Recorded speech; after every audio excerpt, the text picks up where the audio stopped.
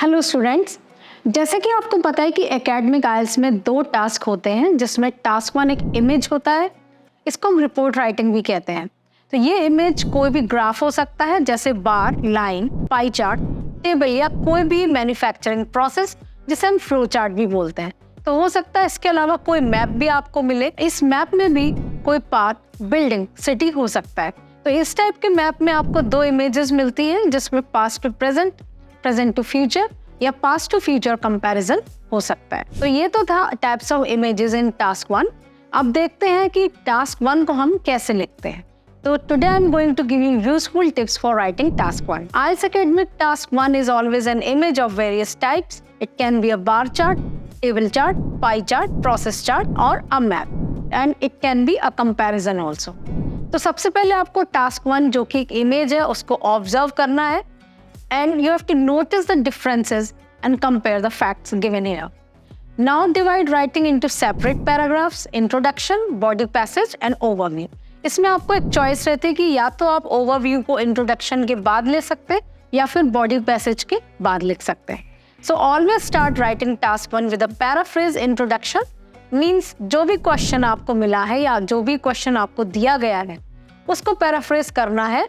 I hope आप लोगों को रिफ्रेजिंग द स्टेटमेंट पता होगा, जो कि पैराफ्रेज मीन्स आपको अदर वर्ड्स को यूज करके सेम मैसेज देना होता है।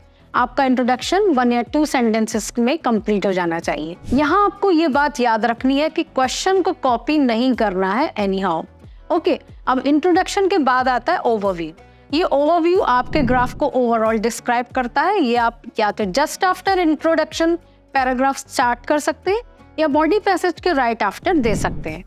ओवरव्यू में आपको ओनली मेजर फीचर्स ही प्रेजेंट करने होते हैं and you have to avoid details in this part. Now move to body passage and state all the significant features in this part in detail. Do not copy all the information given in task. Compare the features instead. देखिए, यहाँ मैं जो आपको advice दे रही हूँ कि आपको जो भी इमेज में दिखता है आप उसको एज इट इज ना लिखने बैठ जाए, बल्कि आप उसको कंपेयर करें और जो भी कंपैरेटिव फीचर्स हैं, जो स्ट्राइकिंग फीचर्स हैं, आप उसको अपनी लैंग्वेज में अप्रोप्रिएट टेंसेस और वोकैबुलरी के साथ वहाँ पे लिखें। Okay, in the end or after introductory paragraph, provide overall summary of given image in brief and describe only the main features or say striking features जो highlighted है।